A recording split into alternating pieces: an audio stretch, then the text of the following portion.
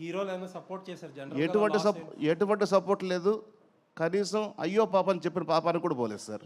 Okay sir, ఎందుకు అంత delay అయ్యింది? బ్యాడ్ లక్ అన్నారో, అసలు ఏ కారణం? బ్యాడ్ లక్ అంటే సార్, కొమరపుల్లి తీస్తున్నప్పుడు పవన్ కళ్యాణ్ గారు ప్రజారాజ్యం పార్టీ పెట్టుకున్నారండి ఆయన. ఓకే. సో దానివల్ల ఎంతో కొంత కొద్దిగా డిలే అయ్యింది. అది వన్ ఆఫ్ ది రీజన్ చెప్పొచ్చు. So many reasons. అలాగే కలేజ్లో కూడా సో మెనీ రీజన్స్ అండి. ఓకే. రమేష్ బాబు గారు సార్, ఇక్కడ సార్ ఎక్కడండి? సార్ అంటే మీరు ఇందాక మీ ఏవిలో చూస్తే అంటే కటకటాల వెనక్కి వెళ్ళారు, కడిగిన ముత్యంలా బయటకు వచ్చారు. యాక్చువల్గా మీరు ఇంతకు ముందు చేసిన సినిమాలన్నీ కూడా పెద్ద పెద్ద సినిమాలు, రెండు అంటే ఫైనాన్షియల్గా చేసిన చిన్న సినిమాలు చేశాను, పెద్ద సినిమాలు చేశాను. సినిమాలు అంటే మాకు గుర్తుండే ఈ రెండో ఎక్కువ గుర్తున్నాయి కాబట్టి ఇప్పుడు మళ్ళీ బేబీ స్టెప్స్ మళ్ళీ స్టార్ట్ చేసినట్టే కదా ఫస్ట్ నుంచి. అవునండి. సో మరి డైరెక్ట్గా మళ్ళీ పెద్ద సినిమాలకి వెళ్తారా, లేదంటే కంటెంట్ ఓరియంటెడ్ సినిమాలు రాబోతున్నారా? ఎలాంటి సినిమాలు ప్రొడ్యూస్ చేయాలనేది మీ నెక్స్ట్ గోల్?